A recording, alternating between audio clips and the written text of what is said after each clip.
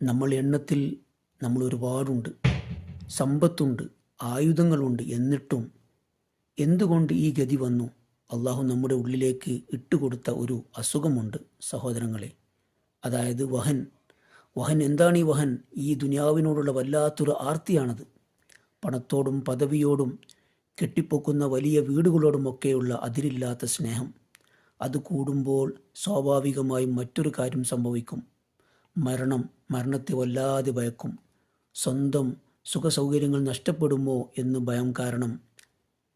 ഭയം കാരണം സത്യം തുറന്നു പറയാൻ, നന്മയ്ക്ക് വേണ്ടി നിലകൊള്ളാൻ ആർക്കും ധൈര്യമില്ലാതെയാകും.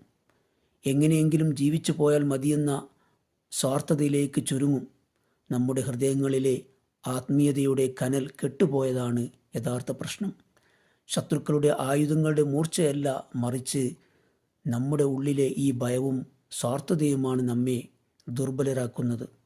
ഈ ലോകം ശാശ്വതമല്ലെന്ന തിരിച്ചറിവും പടച്ചവനിലുള്ള അടിയുറച്ച വിശ്വാസവും തിരികെ പിടിക്കുക എന്നത് മാത്രമാണ് ഇതിനൊരു പരിഹാരം. നമുക്ക് ദുആ ചെയ്യാം. പടച്ചവനെ, നിന്നിൽ നിന്നാണല്ലോ സമാധാനമുണ്ടാകുന്നത്. അള്ളാഹുവെ, നിൻ്റെ പ്രത്യേകമായ കാവൽ ഞങ്ങൾ തേടുന്നു.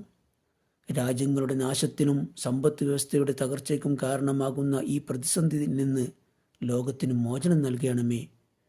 ലോക സമാധാനത്തിന് ഭീഷണിയായ അമേരിക്കയെയും ഇസ്രായേലിനെയും നീ പരാജയപ്പെടുത്തണമേൽ. ലോകം മുഴുവൻ സമാധാനം പുലരാൻ നീ അനുഗ്രഹിക്കണമേ നാഥ. ആമീൻ. വസല്ലല്ലാഹു തആല വസല്ലം അലാ ഖൈരി ഖൽഖി സയ്യിദിനാ മുഹമ്മദിൻ വ ആലിഹി വസഹ്ബിഹി അജ്മഈൻ. അസ്സലാമു അലൈക്കും വറഹ്മത്തുള്ളാഹി.